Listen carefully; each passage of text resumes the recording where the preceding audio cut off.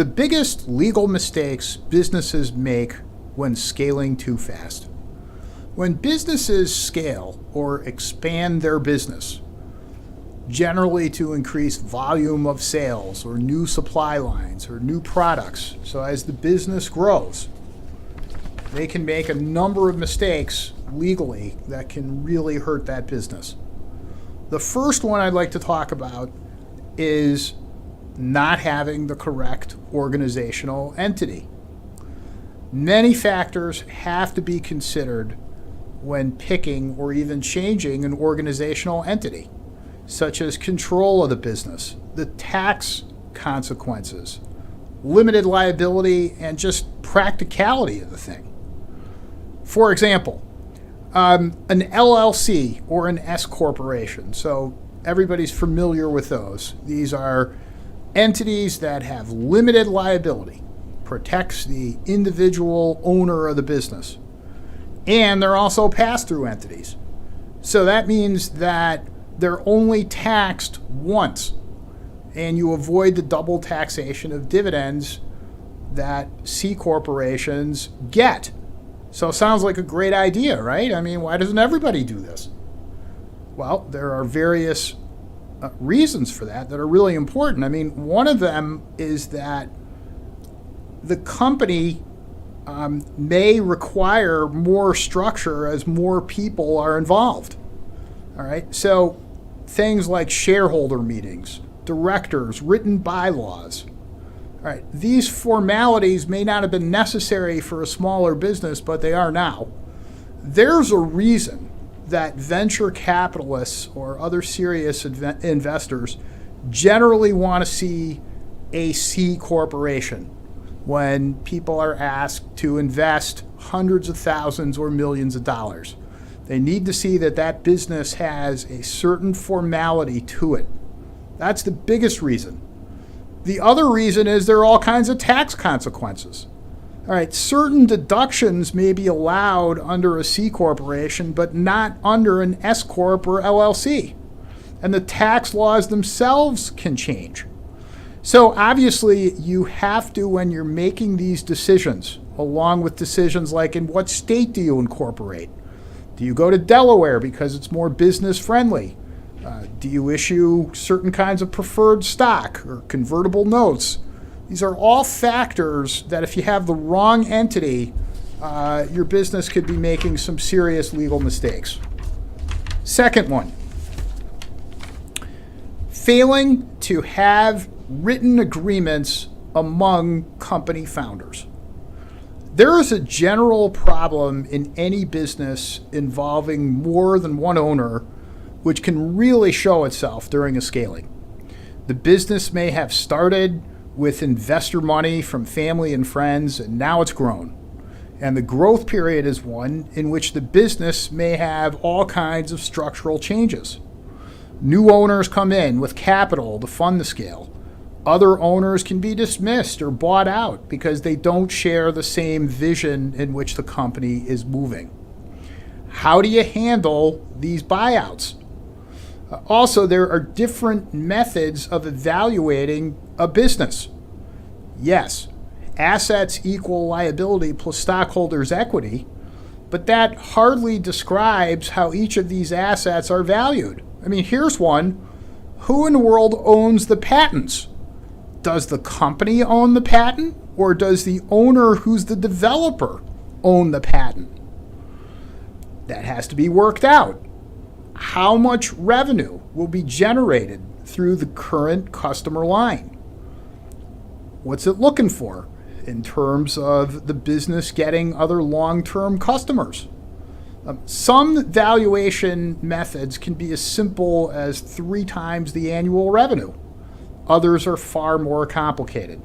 So you want your business to have an agreement which describes how it will be valued in the course of a partner leaving before anyone leaves. Here's another seemingly innocent item that surfaces during a scale. Say 2 partners own 50% of a business each, okay, and that has its own problems, and we'll do a podcast on that very issue. But if that happens, I mean, terrific. There's just one issue between them. When do the partners actually get paid, and how much? I mean, let's say one partner's vision is for the business's retained earnings to grow and grow and be a very large safety net, while the other partner just wants to get paid. These are the issues that have to be discussed, and they have to be worked out. Number 3, failing to protect intellectual property. Every business has something unique. Why are you better? What new product do you have in the stream of commerce? What problem are you solving? Even if you're providing the same service as someone else, why is your product better? Is somebody going to knock you off? All of this has to be protected, the intellectual property. I recently counseled a company in New York City, a clothing designer, regarding a totally different issue. And the business mentioned to me that they had lost some of their revenue stream through Amazon. Well, did the business have the necessary trademarks and copyrights registered to protect that property? Amazon is accused all the time of this, of knocking off products, and it would make sense. If they like the product the vendor is advertising, they'd probably check the registry boards to find what the protections that the company has. And if it doesn't have them, what's to stop them from just knocking off whatever the vendor's selling? You also have to consider a lot of business is done internationally. So you may have a trademark that's only protected in the United States and not internationally. So you got to file something with the USPTO office to get that added protection. Very important. In scaling, you're going to be doing more business with more people.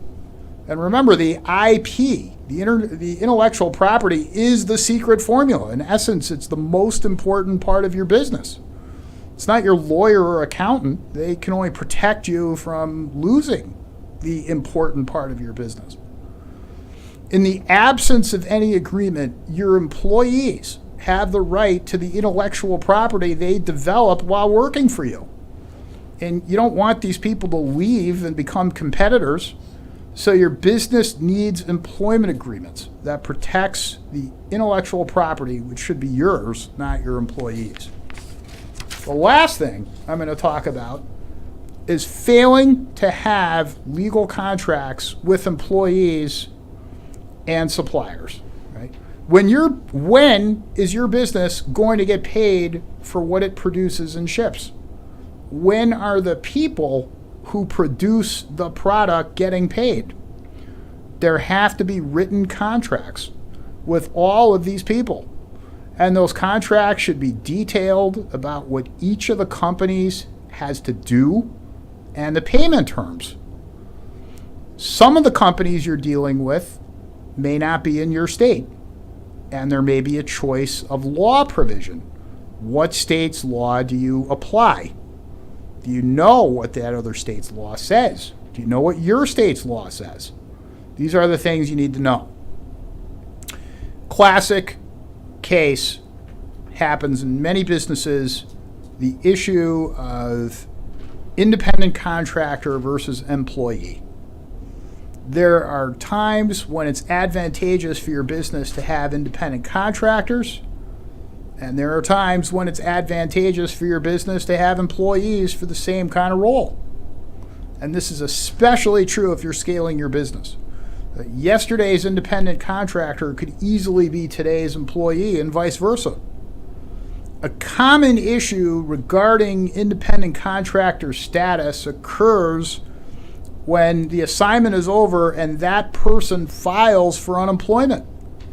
If the unemployment board determines that person is an employee, even though you characterize that person as an independent contractor, your business may be liable for unemployment insurance costs and penalties because that person's filing.